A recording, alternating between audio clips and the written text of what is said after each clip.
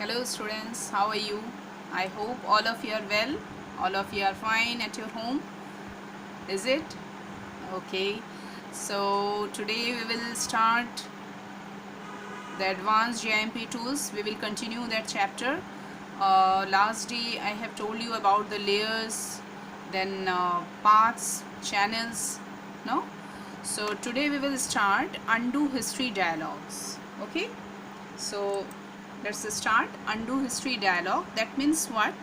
Undo history dialogue means it displays the recently performed actions.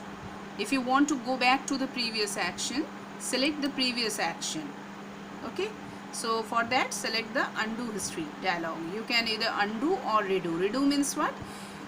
If you want to see the next page action, next page, not next page, no, next action, then you have to click on the redo.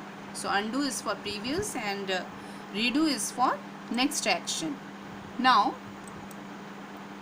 it how will you do it? On the image window in GIMP, when you will click on the GIMP, on the top of the screen you can see image window.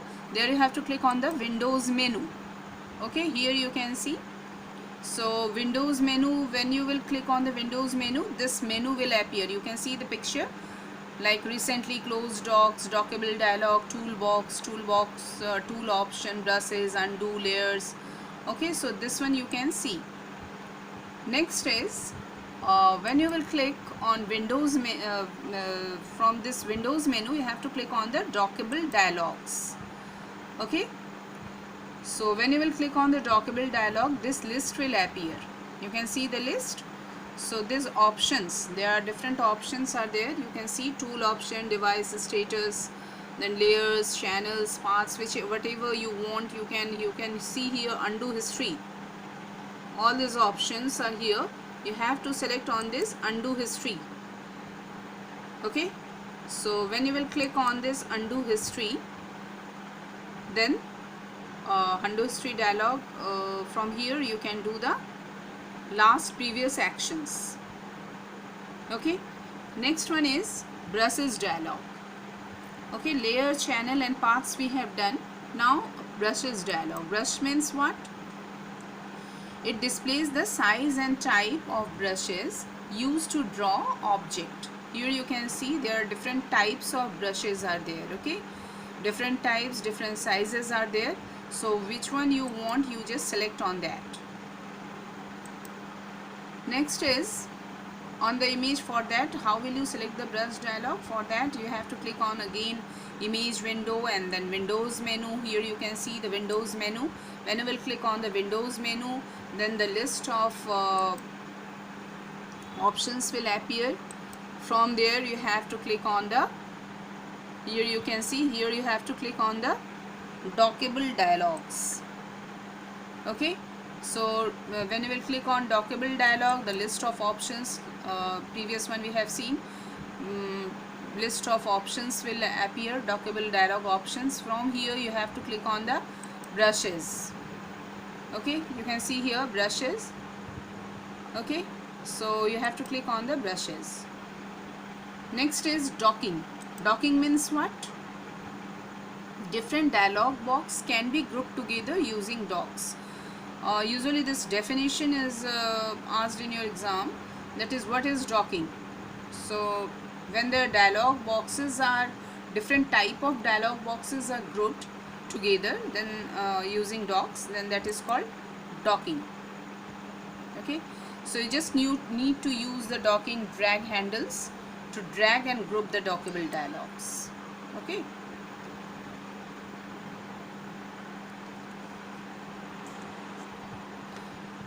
so for that, how will you docking? You see, place the cursor on the tab of the dialog box where you want to dock. Here you have to click on the place the cursor on the brushes dialog box we want to dock. Now press and hold the left mouse button. Okay, after that drag the dialog box to the desired window. place the dialog box in the window, and finally you can see this picture. Okay, so place the cursor on the tab of the dialog box you want to dock, which one you want to dock, there you have to click the cursor. Press and hold the left mouse button, drag the dialog box to the desired window where you want to dock. So there you have to drag that dialog box. Now place the dialog box in the window. The tab appears in the window. Okay, next one we will see paths. After brushes, paths. Path, when you create paths, curves are created. Here you can see the curves. Okay, this type of, when you will create the paths, this type of curves will create. Okay, so you can convert them into sections. These curves can be converted into selections and paint strokes. So closed path and open path, there are two types of path. Closed path can be transferred into a selection. Closed path means you can see that is closed, and that one right side of this, that is open path. So closed path can be, only this closed path can be transformed into a selection. Okay, open path cannot be transferred. So both open and closed path can be transferred into paint selection strokes, but it cannot be transferred into a selection, but both can be transformed into paint strokes. Now how will you create the paths? We will see the same process. First, image window, click on the image window, then here you have to click on the tools menu. Previously we have seen Windows menu for creating brushes. Here you have to click on the tools menu. Okay, so when you will click on the tools menu, this tool menu appears. From here you have to click on the paths.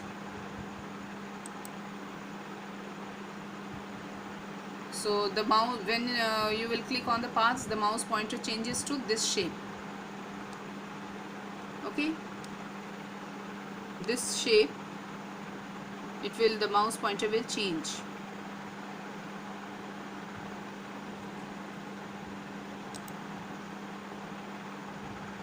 So place the pointer where you want to start the curve. Click the starting point. So this type of point you can see, the circle type, this type of points gets created. Now move the mouse pointer. This, when that rectangle type of symbol will come, then this pointer, this is the mouse pointer, so move the mouse pointer in the required direction and then click. So the second point is created, therefore one path is created. To create a curved path, click in the center of the path and stretch. Okay, so this is the way how will you create a path. Next day we will see how to transform the paths. Okay, so today that's all. You just read the book thoroughly and try to do it in your computer. Okay, so that's all for today. Thank you, friends.